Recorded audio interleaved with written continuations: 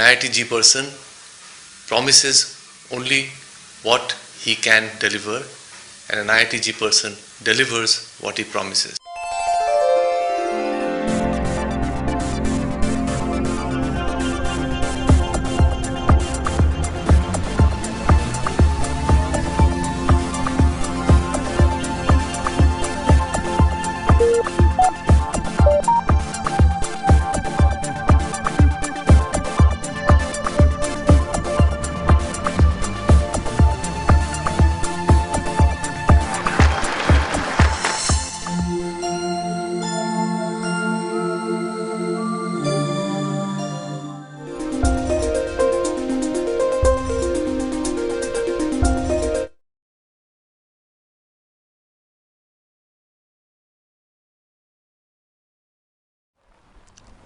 So, today we are going to study about multi-degree of freedom systems.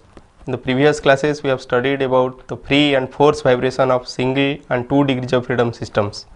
In case of single degree of freedom systems, we have studied how to find the response of the system, and in case of 2 degrees of freedom systems, we have also find the response of the system for free and force vibrations.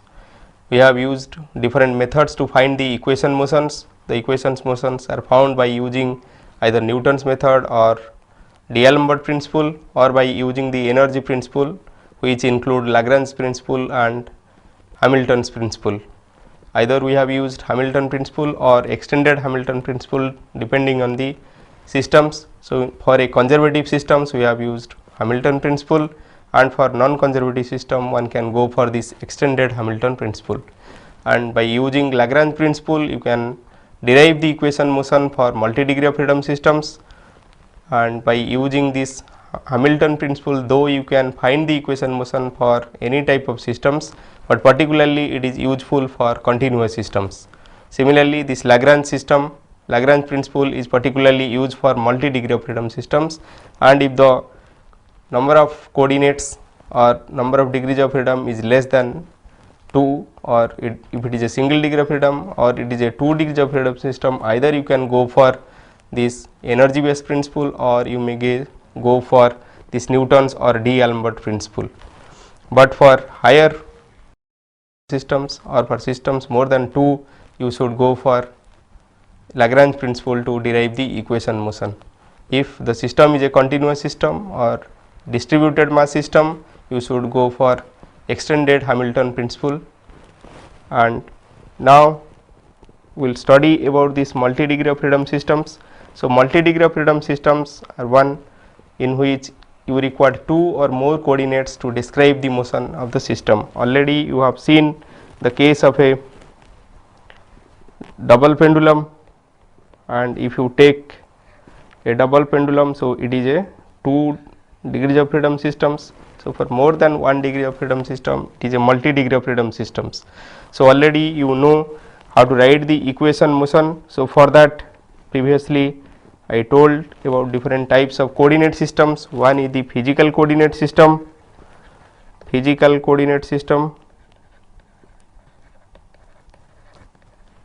and second one is the generalized coordinate system,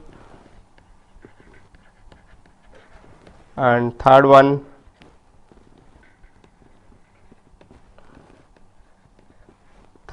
is the principal coordinate systems.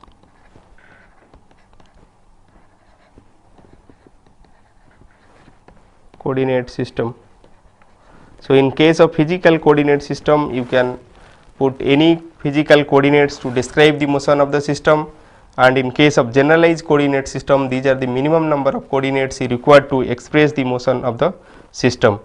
So, the relation between these generalized coordinates and the physical coordinates, you know, by using the number of constraints you can describe the, if let n is the number of generalized coordinates and m is the number of physical coordinates.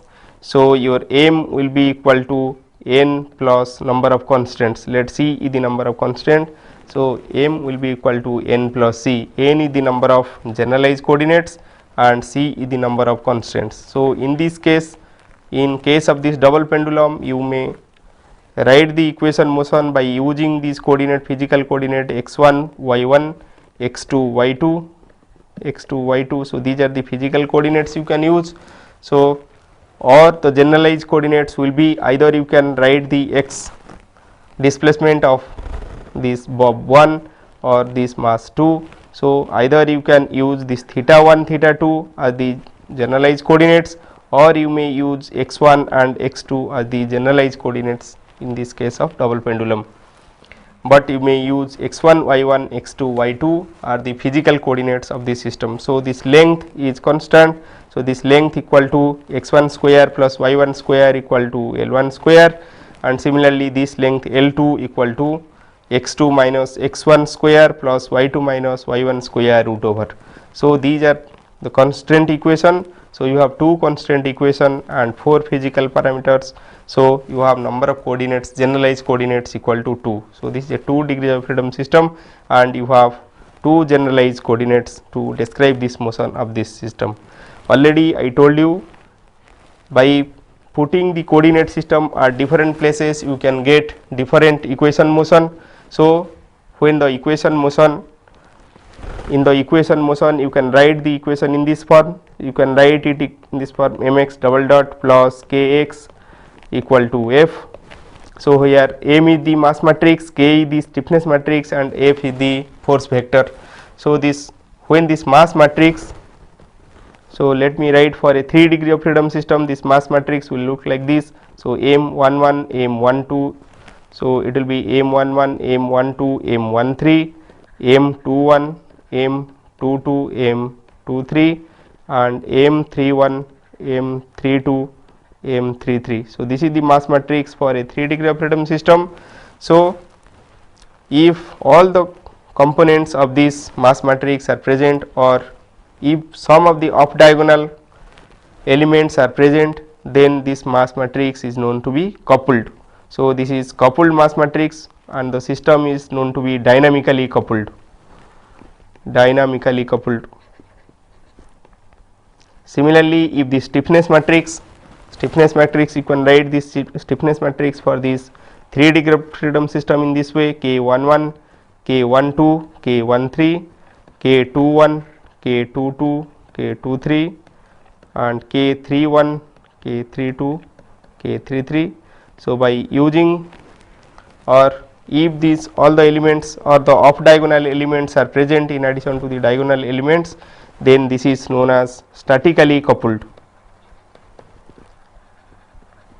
So, if by using some coordinates you can decouple this mass matrix and stiffness matrix, those coordinates are known as the principal coordinate of the system.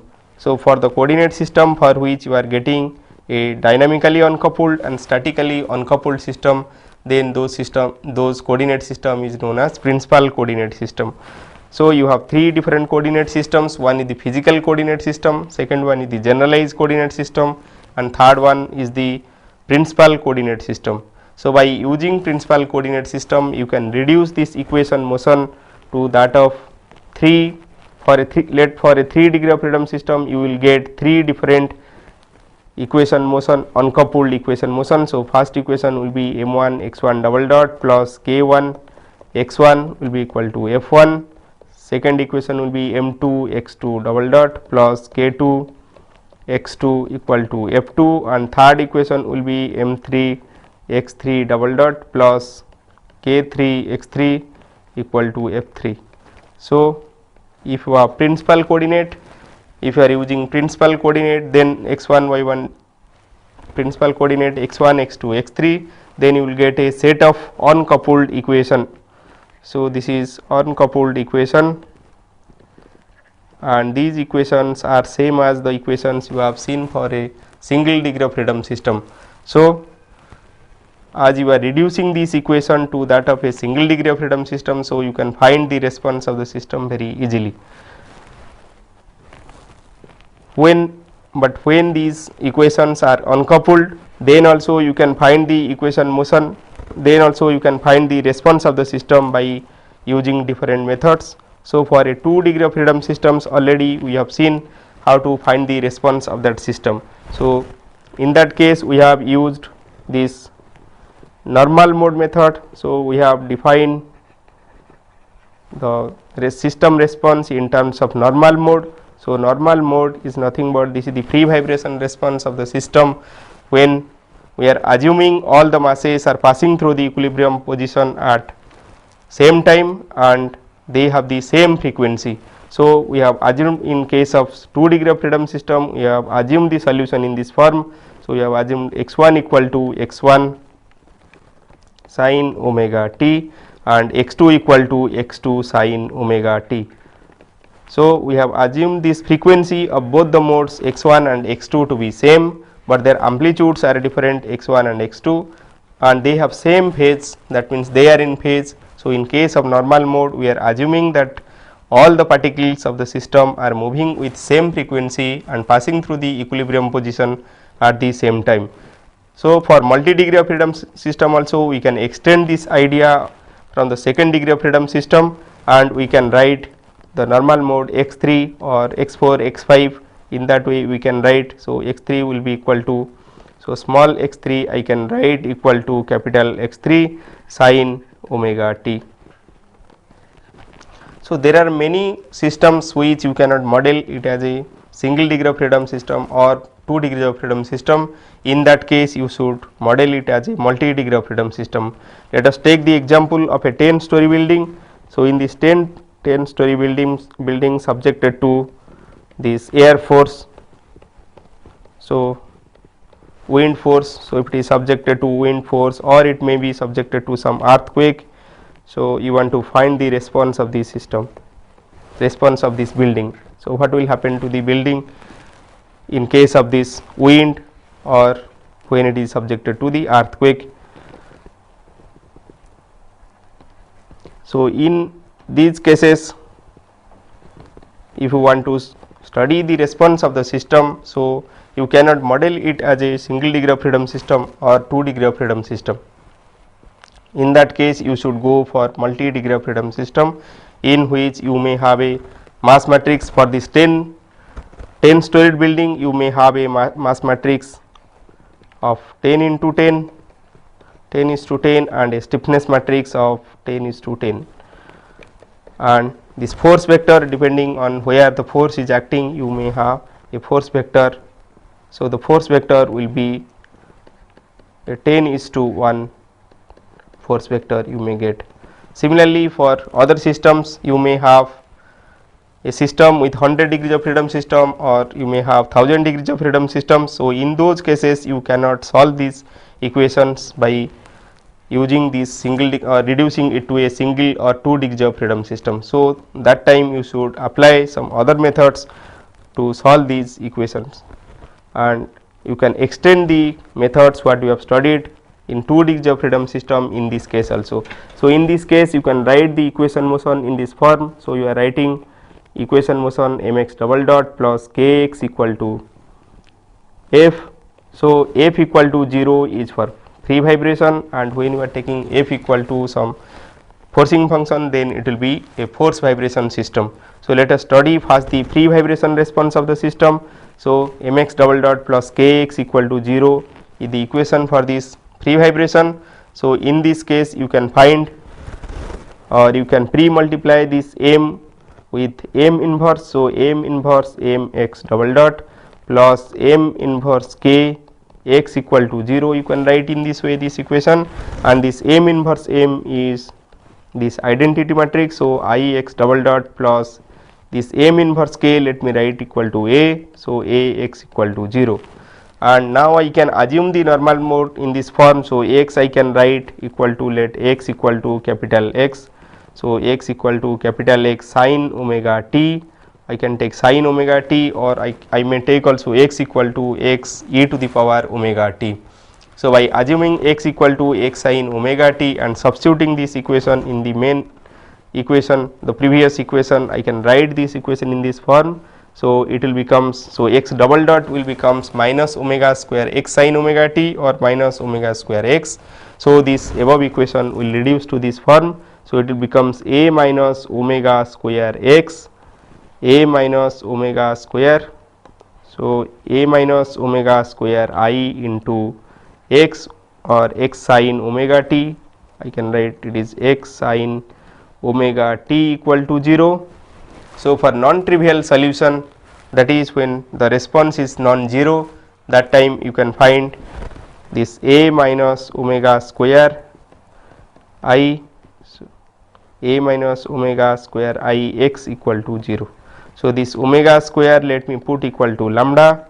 So this equation is reduced to in this form. This is the known form of this eigenvalue function. So we have studied this equation in case of 2 degrees of freedom system also. So in case of multi degree of freedom system also, this system is reducing to this eigenvalue problem, where you have to find the eigenvalue of matrix A to find this lambda. So lambda are the eigenvalues. So lambda are the eigenvalues and x will be the eigenvector. So you can find the eigenvalues and eigenvectors of this matrix A. So A is nothing but it is the M inverse K matrix.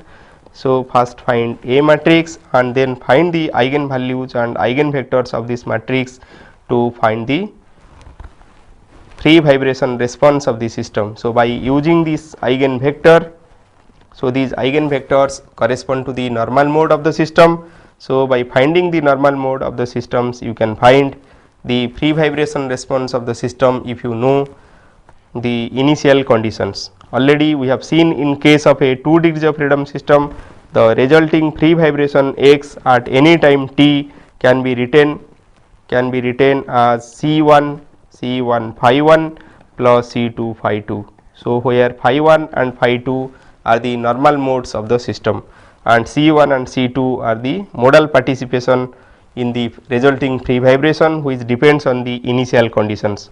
So by knowing these initial conditions, and you can find by knowing the initial conditions and the modal matrix will come from this eigenvector. By knowing this eigenvector, you can find the modal matrix, and by using this modal matrix phi 1 phi 2. So if you are taking only 2 modes, you can take phi 1 phi 2, and when you are taking multi modes, then it will be phi 1 phi 2 C3 phi 3 and C4 phi 4. In this way, it depends on the number of modes you are taking. So the resulting free vibration will be resulting free vibration x. So this is the free vibration response, will be the summation of different modal frequencies, where phi 1 phi 2 phi 3 are the eigenvectors for the correspond to first mode, second mode and third mode respectively. So in this way you can analyze or you can find the free vibration of a system by using this normal mode method. Similar to the 2 degrees of freedom system, first you should find the A matrix. A is nothing but M inverse K. First find M inverse K, that is A. So A equal to M inverse K. So after writing the equation motion, you will get the mass matrix M and stiffness matrix K. By using M inverse K, find the A matrix and find the eigenvalue of A matrix and eigenvector of A matrix. So eigenvalue will give you omega square. So from omega square you can find omega, the frequency of the system. So for a multi degree of freedom system, you will get number of frequencies. So if you have a 3 degrees of freedom system, you will get 3 value of lambda. So you will get 3 natural frequencies of the system or 3 normal frequency of the system. So corresponding to these 3 normal mode frequency, you will get 3 modal amplitude, or you will get 3 modal values or eigen vector. So corresponding these 3 eigenvector or normal modes, so you can find the free vibration response of the system. So for finding free vibration response, use the superposition principle of the normal modes. So let you have 10 modes. So in that case you can write the free vibration x will be equal to summation I equal to 1 to 10 Ci phi I. So where phi I correspond to phi I equal to xi, or it is equal to x at lambda equal to lambda I. So in this way you can find the free vibration response of a system. So you may use some other method to find this x, that is the normal mode. The normal mode you can find using from the adjoint matrix of the system. So you can write this A minus lambda I by using this adjoint matrix method also you can find. Let me write B equal to A minus lambda I. So if B equal to A minus lambda I, then I can write this B inverse equal to, so 1 by B, 1 by determinant B into adjoint B, B inverse equal to 1 by determinant B into adjoint B. So if you pre-multiply this determinant B into B in this equation, determinant B into B inverse, so this will be equal to determinant B, B, and this is determinant B and then adjoint B. So already you know B into B inverse is the I matrix. So your B into I, so determinant B into I, so this will be equal to, so this cancels, so this becomes B into adjoint B. So B into adjoint B matrix. So already you know your B equal to, we have written this B equal to A minus lambda I. So A minus lambda I, A minus lambda I determinant into, so into I, so this is I equal to, so in that way you can write, so this will be equal to B equal to A minus lambda I, A minus lambda I into adjoint A minus lambda I. But already you know that this A minus lambda I, for lambda to be the eigenvalue, this A minus lambda I, determinant of A minus lambda I equal to 0. So you can write this equation, so A minus lambda I into adjoint A minus lambda I equal to 0. But you know this A minus lambda I into x equal to 0. So if you compare these two equation A and equation B, if you compare, then you can write your x equal to adjoint A minus lambda. So you can find this eigen vector of the system by finding the adjoint of A minus lambda I matrix. So easily you can find the eigen vector by using this adjoint A minus lambda I. By using MATLAB also very easily you can find the eigenvalue and eigenvector of the system. So in MATLAB you have this function, by using MATLAB you have this matrix M, you have this matrix K, M is the stiffness matrix, K is the, M is this mass matrix and K is the stiffness matrix. So you can write this code like this. So you just write find the A, so A equal to M inverse, so INV M and multiplied by K. So this will give you A matrix, and you can find, you just write V D. So by writing this V D equal to EIG A, so this will give you this V matrix. So V will contain the eigenvalues and D will contain a diagonal element. So this diagonal element are the eigen values of the system. So D will contain the eigen, this diagonal element will contain the eigenvalue, and this V will contain the eigenvector. So by using this MATLAB also you can find the eigenvalue and eigenvector. So when you are doing it by hand or manually for a lesser degrees of freedom system, you may use this adjoint matrix method. So adjoint A minus lambda I you just find to find these normal modes of the system. So let us take one example. So we will take the example of a simple 2 degrees of freedom system. Let us take a 2 rotor systems what we have studied before. So already you know that this 2 rotor system is a semi definite system. So, in case of semi definite system, one of the natural frequency equal to 0 and you have a rigid body motion. So, let us take this system for simplicity. Let I1 is the inertia of this rotor and I2 is this inertia and K is the stiffness of this rod. So, you can write this is theta 1 generalized coordinate theta 1 and theta 2 assigned to these two rotors. Now, you can find the normal modes. So, let us find the normal modes by using this adjoint matrix method for this case. So, in this example, so the equation motion already you have found by using different methods. So, the equation motion if you will write it, so it will be like this. So, it will be I1 0 0 I2 theta 1 double dot theta 2 double dot plus K minus K minus K plus K theta 1 theta 2 equal to 0 0.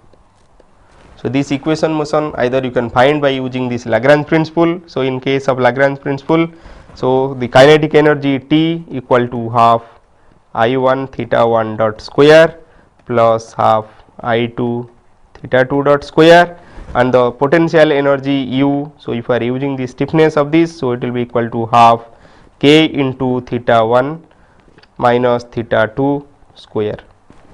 So, by using this kinetic energy and potential energy, so you can find Lagrangian of the system, that is equal to L equal to T minus U, and then by using the Lagrange principle, that is d by dt of del L by del q k dot minus del L by del q k equal to 0. So, as there is no force acting on the system, you can take this as a free vibration. So, this forcing part equal to 0 or this non-conservative forcing q k equal to 0. So, this equation reduces to this form, and by using this Lagrange principle you will get this equation. Also, you may use this Newton's method, and in which by drawing the free body diagram of this mass or this inertia 1, rotor 1 and rotor 2, you can find the equation motion. So, it can be written in this form. So, here your mass matrix equal to I1 0 0 I2 and the stiffness matrix K equal to K minus K minus K K. So, after finding this mass matrix and stiffness matrix, you can find the A matrix. So, A will be equal to M inverse K. So, you can find the inverse of this matrix and you can find this M inverse K, and this M inverse K is nothing but, so you can get it like this. So, it is equal to K by I1 minus, so K by I1. So, in this way you can write A minus lambda I matrix if you want to write, or A matrix if you want to write. So, this will be equal to K by I1 minus K by I1. So, this is minus K by I2 and K by I2. So, if you want to write A minus lambda I matrix, so A minus lambda I will be equal to K by I1 minus lambda minus K by I1 and minus K by I2. This is K by I2 minus lambda. So, the diagonal elements are subtracted by this lambda and you got this A minus lambda I vector. So, A minus lambda I matrix you got. So, after finding this A minus lambda I, so if you want to find the eigen values, so you can find that thing by finding the first the characteristic equation. So, this characteristic equation is equal to A minus lambda I, determinant of A minus lambda I equal to 0. So, you substitute determinant of A minus lambda I equal to 0, that will give you the value of lambda, and this x, that is the eigen vectors, you can find by finding the adjoint matrix of A minus lambda I. So, by finding this determinant of A minus lambda I equal to 0, so this equation will becomes K by I1 minus lambda into K by I2 minus lambda minus, so this into this minus this into this. So, in this way you can find A minus lambda I, determinant of A minus lambda I will give you So, you will get this equation k by I1 minus lambda into k by I2 minus lambda minus, so minus minus and then 1 minus. So, this becomes k square by I1 I2. So, this is, so you multiply this. So, this is k square by I1 I2. So, this equation you can write in this way. So, it will becomes k square by I1 I2, just look here, this multiplied by this, then minus lambda into k by I1 minus lambda into k by I1, again from this minus lambda into k by I2 minus lambda into k by I2, and then next term is lambda square. So, plus lambda square minus k square by I1 I2. So, this plus and this minus cancel. So, you can take, so this is minus lambda k by I1. So, this equation becomes lambda square minus lambda, if I will take common, this is k by I1 plus k by I2. So, the characteristic equation reduces to lambda square minus lambda into k by I1 plus k by I2 equal to 0. So, or lambda into lambda. So, if I will take lambda common, so this becomes k by I1 plus k by I2. So, this, so lambda into lambda, so this equal to 0. So, lambda equal to 0, either lambda equal to 0 or, so this part equal to 0 or this part equal to 0. So, either lambda equal to 0 or lambda equal to k by I1 plus k by I2. Already you know in the previous class that this is a degenerate system in which one of the natural frequency equal to 0, which you have obtained here, and the second natural frequency you are getting, that is equal to k by I1 plus k by I2. So, this is lambda. So, frequency will be root over this. So, this will be equal to k by I1 plus k by I2.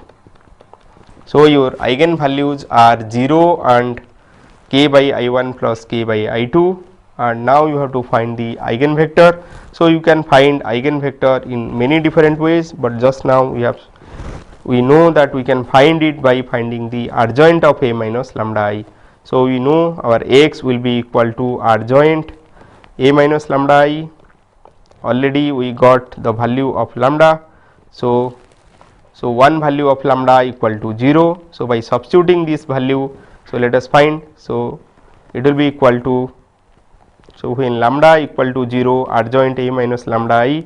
So, I can write this equal to adjoint A minus lambda I. Already we know what is A minus lambda I. So, this is equal to k by I1 minus lambda. So, lambda I will put equal to 0. So, this is 0 and this is 0. So, it will be k by I1 minus k by I1. So, I can write in this way. So, this will be minus, so this is k by I1 minus k by I1 minus k by I2 k by I2. So, I have to find the adjoint. So, as lambda equal to 0, I have to find the adjoint of this matrix. So, adjoint of this matrix equal to, so I can write first the cofactor matrix, and transpose of the cofactor matrix will give the adjoint of this matrix. So, for finding the cofactor of this matrix, so for this position, you can find the cofactor by suppressing this and this. So, it becomes k by I2. So, it becomes k by I2. So, for this position it will be, so negative of, so this row and this row you suppress. So, this becomes minus plus. So, this becomes k by I2, and for this position, okay, for this position you can find. So, this will becomes minus k by I1. So, this becomes k by I1, and for the last position it will be k by I1. So, this will be the transpose of this matrix equal to transpose of this matrix. So, it will becomes k by I, so k by I2, this becomes k by I2, k by I1 and k by I2 and k by I1. So, you just note from this that the first column contains k by I2 and k by I2, and in the second column it contains k by I1 and k by I1. So, if I will normalize or by making this second, so this x is nothing but your theta 1 and theta 2, that is the amplitude of theta 1 and theta 2. So, this amplitude theta 1 and theta 2 or x 1 and x 2 I have written for that. So, this becomes so x 1 and x 2. So, either you take the first column or the second column. So, if you are taking the first column or second column, you can observe that by keeping this x 2 equal to 1. So, this will reduces to 1 1 1 1. So, I am normalizing this with respect to x 2, or I am keeping this k 2 k by I 2 equal to 1. So, by keeping this I can write this adjoint A minus lambda I equal to 1 1. So, this is the adjoint A minus lambda I. So, your x 1 and x 2 you can obtain by taking any column of this adjoint matrix. So, you can observe that both columns, the normalized value of both columns are same. So, you take any column to find the normal modes of the system or find the eigen vector of the system. So, eigen vector becomes 1 1. Similarly, you can find for the other case. So, for the other case also you can find the normal mode, and in that case you can find the normal mode. So, it will become, so your x will be equal to k by I1 minus lambda minus k by I1 minus k by I2, and this becomes k by I2 minus lambda. So, here I have to substitute lambda equal to, so for the second mode, so you have checked that this lambda equal to k by I1 plus k by I2. So, I can write this k by I1 plus k by I2. So, in this case if I will substitute this thing, so k by I1 minus k by I1 will cancel. So, this becomes minus k by I2. So, this Ax becomes, so you have to find the adjoint of this matrix. So, x equal to adjoint of, so adjoint of minus k by I2, and so this becomes minus k by I2 and this is minus k by I1. So, this is minus k by I1, and this position it becomes minus k by I2 minus k by I2, and in the last position, so this becomes k by I2 minus lambda. So, lambda I am putting k by I1 plus k by I2. So, this k by I2 cancel. So, minus k by I1. So, this becomes minus k by I1. So, you have to find the adjoint of this matrix. Already I told you how to find this adjoint of this matrix. So, for finding adjoint of a matrix, you have to find the cofactor matrix, and transpose of that cofactor matrix will give you the adjoint of that matrix. So, by finding that thing you can write it in this form. So, it will becomes, so this will, so the cofactor matrix becomes, so cofactor matrix, okay. So, you just find the cofactor matrix. So, that will becomes minus k by I1, and for this position this becomes minus k by I2. So, this becomes plus, and for this position it becomes k by I1 become plus, and for this position it becomes k by minus k by I2. So, minus k by I2. So, transpose of this matrix. So, transpose of this matrix will become, so this will nothing but this is minus k by I1, and this becomes k by I2, and it will becomes k by I1 and minus k by I2. So, in this case also you just observe that both columns, if you normalize that thing, will be same. So, you take any of the column and you normalize that thing. So, in this case you will get it equal to, so your x1 x2 will become minus I2 by I1 and 1. So, in this case you just observe that this amplitude ratio are inverse of the inertia ratio. So, if you know the inertia of the system, so in that case you can find the amplitude of the system by using this relation. So, from this two rotor system you have observed that, so if you have a two rotor system, so in the fast mode, that is the rigid body mode, that lambda equal to 0. So, you have observed that this x1 x2 equal to 1 1. So, in that case it becomes both are rotating with same amplitude. So, when it is rotating with theta equal to 1, so this side also rotate with same theta, that is equal to 1. And in the second mode, when this is rotating in this direction, in clockwise direction, this will rotate in anti-clockwise direction. So, for that reason you have this minus sign, and this theta 1 by theta 2 will be theta 1 by theta 2 will becomes negative of this I2 by I1. So, in this way you can find by using the normal mode the mode shapes of the system. So, by using this adjoint matrix method also you can find the eigenvectors of the system. So, let us see another method to determine the equation motion of a multi degrees of freedom system. So, that is the influence coefficient matrix method. Influence coefficient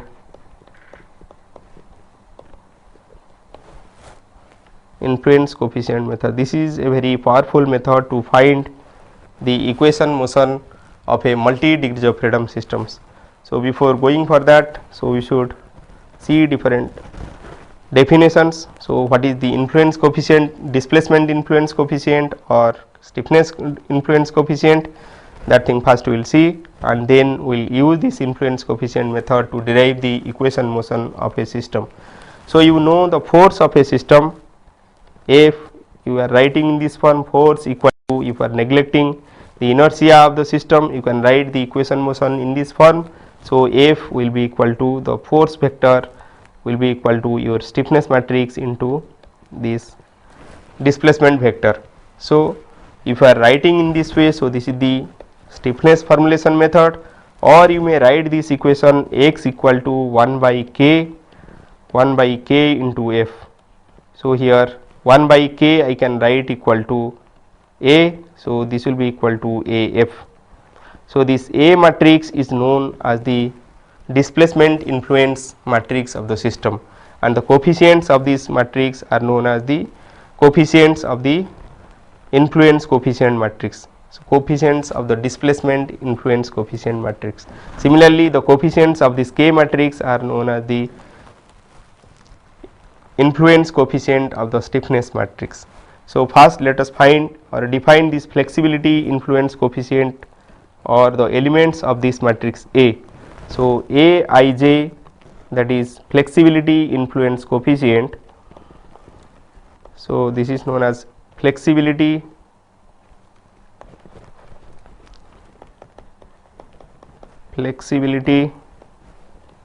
influence coefficient.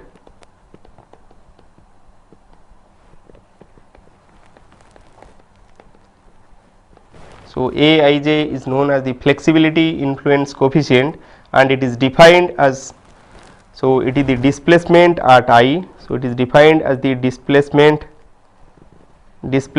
at I due to unit force applied at J with all other forces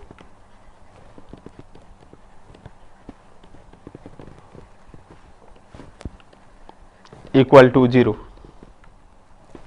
So, this flexibility influence coefficient Aij is defined as the displacement at I due to unit force applied at J while other forces are 0.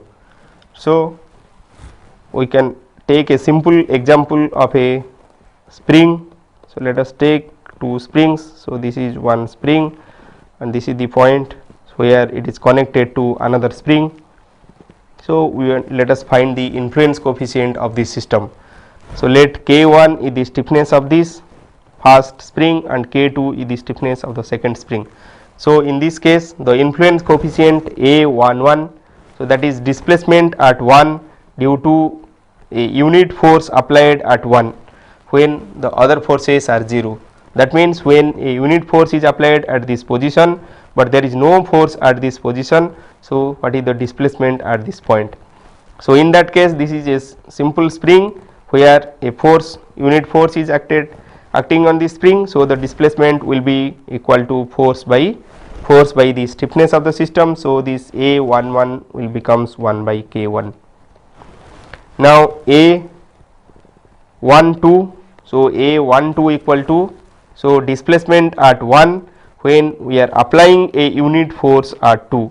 So a unit force is applied here. So if I am applying a unit force at this position, so I have to find the displacement at this position. So this will give this A12. So when if unit force is applied at this position, these two springs are in, so these two springs are in series. So as the two springs are in series, then the equivalent stiffness equal to 1 by K. So 1 by K equal to 1 by K1 plus 1 by K2. So this one, so the displacement here, so displacement at this position will becomes, so the displacement at this position we have to find. So this is the displacement at this position. So this is your A22. So A22 equal to 1 by, so this is the equivalent stiffness of the system. So A22 becomes 1 by K1 plus 1 by K2, and we have to find A12 and A21. So when a unit force is applied at this position, the displacement of this equal to 1 by K1, and the displacement as you are not applying any force at this position, so this point will have a rigid body motion. So this rigid body motion will be equal to the displacement at this position. So A21, that is displacement at 2 with a unit force at 1 will becomes same as A11, that is equal to 1 by K1. Similarly, when we are applying a force, to find this A12 we have to find what the displacement at this position due to the force at this position. So when we are applying a force at this position 2, the displacement will becomes equal to 1 by K1. So the same force will act at this position. So at the same force is acting at this position, as they are in series, so this displacement will be equal to 1 by K1. So this A12 becomes 1 by K1. So let me explain it again. So let us take this system. So in this system I am taking two springs. So in these two springs, so in these two springs the spring constant is K1 here, spring constant is K2 here. So to find A11, so you have to apply unit force here, apply unit force at this position. So if when you are applying a unit force at this position, then the displacement of this will be equal to force by this stiffness. So that is equal to 1 by K1, and due to this displacement, as there is no force acting on this position 2, the position 2 also will have the same displacement. So you can write your A displacement at 2 due to a force at 1. So A21 equal to 1 by K1.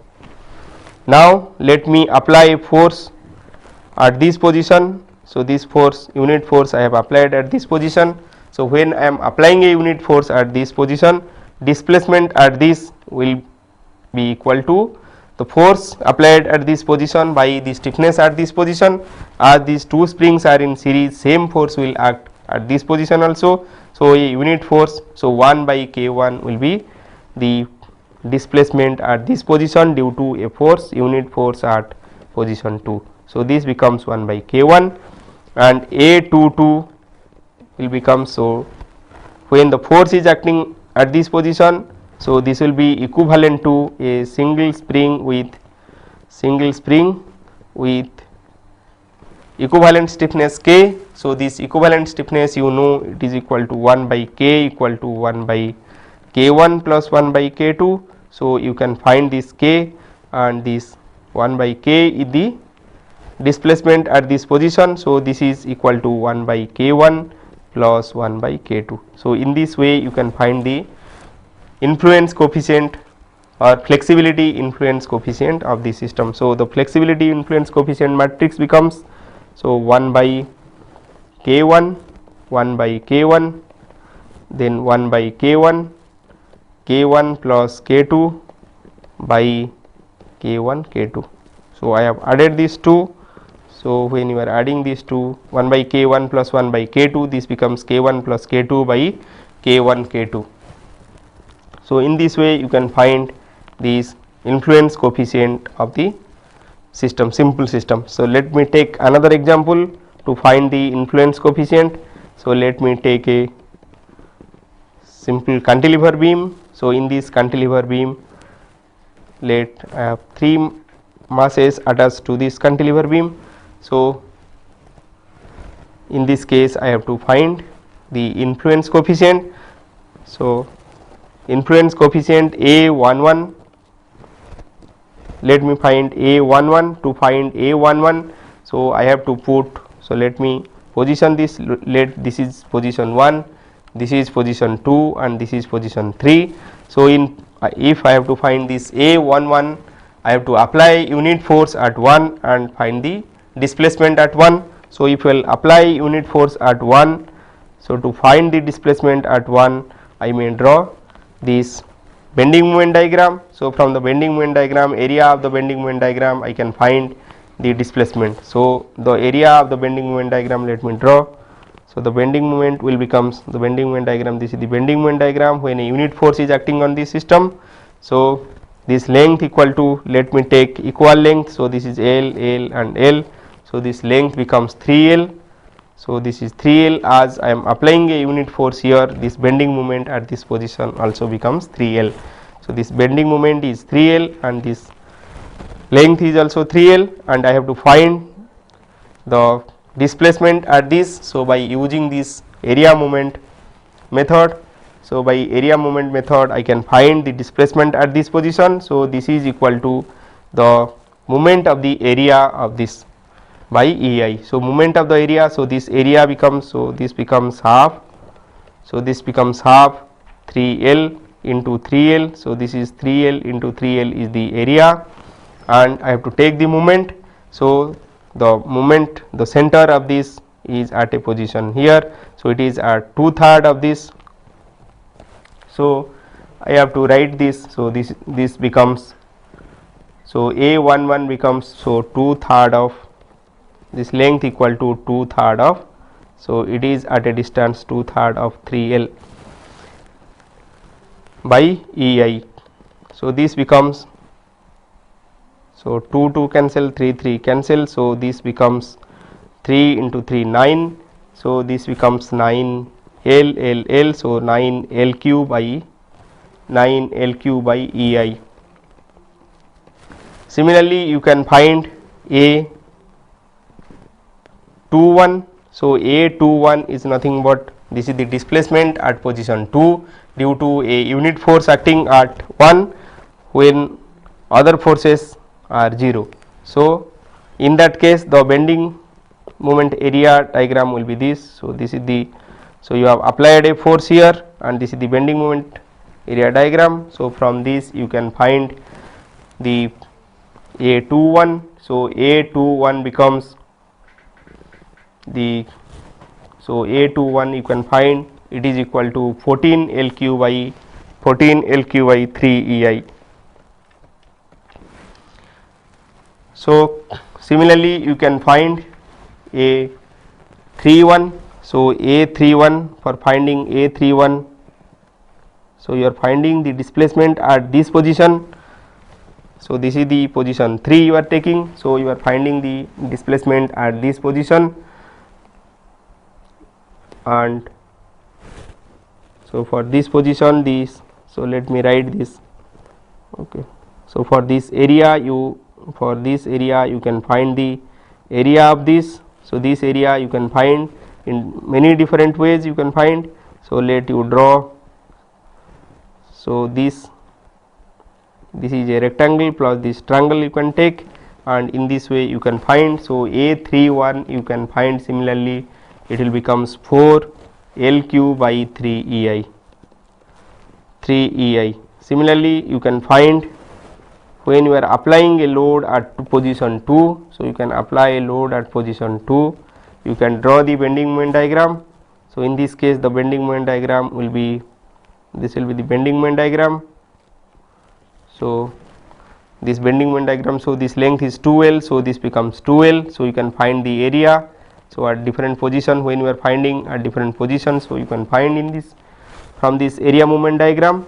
So in this case you can find a 1 2, so this is displacement at 1 due to load at 2. So at 2 position you are applying, at 2 position you have applied a unit force, so you can find a 1 2, so a 1 2 you can find equal to 14 LQ by 3 EI.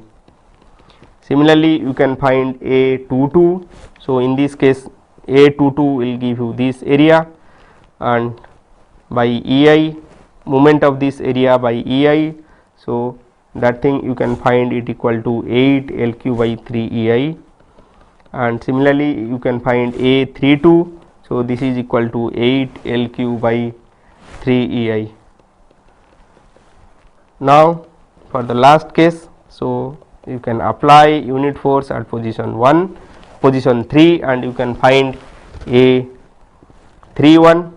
So if you draw the bending moment diagram, so a 3 1, so a 3 1 will becomes, so a 3 1 equal to half. So this triangle you know, so this is L, bending moment will be L, so this becomes L into okay 2L plus, so this length is 2L, so this 2L plus, so it will the moment, so you have to take the moment as you are finding from this position, so you will take it is equal to 2L plus 2 by 3L, and by EI, so this becomes 4 LQ by 3I. And similarly you can find a 3 2, so from this triangle you can find for this position, so this will becomes 5 LQ by 6 EI, and finally you can find a 3 3, this is equal to LQ by 3 EI. So in this way you can determine this influence coefficient matrix A, so this will be equal to LQ by 3 EI, so this becomes 27 14 4 14 8 2.5 and 4 2.51. So in this way you can find the flexibility influence coefficient matrix of a system. So today class we have studied about the 3 degrees of freedom systems. We have found the eigenvalue and eigenvector. I told that this eigenvector can also be determined from the adjoint matrix. So for a given system M K, so you can find first the A matrix. So A matrix will be equal to M inverse K. So after finding this A matrix you can find the eigenvalue and eigenvector, and you can find this eigenvector by using this adjoint of A minus lambda I, and you can find this eigenvalue by finding the determinant of A minus lambda I equal to 0. From this characteristic equation you can find the eigenvalue, and after getting this eigenvalue and eigenvector you may find the free vibration response if the initial conditions are known. And then I told you about another method of determining the equation motion, so that is the influence coefficient method. So in this influence coefficient method today only we have found or we know how to determine this flexibility influence coefficient. Next class we will see this reciprocity theorem, and we will find this influence coefficient for a stiffness matrix, and we will determine the response of the system, free vibration response of the system using these influence coefficient methods.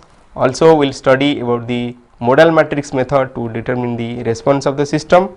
So we will determine the free and force response of this multi degrees of freedom system by using this modal analysis method, and then we will see some numerical methods or some approximate methods to determine the natural frequency of a system when it is more than, when the coordinates, minimum coordinates is more than 2, or for a multi degrees of freedom systems. Later we will see the numerical or approximate methods to find the natural frequency.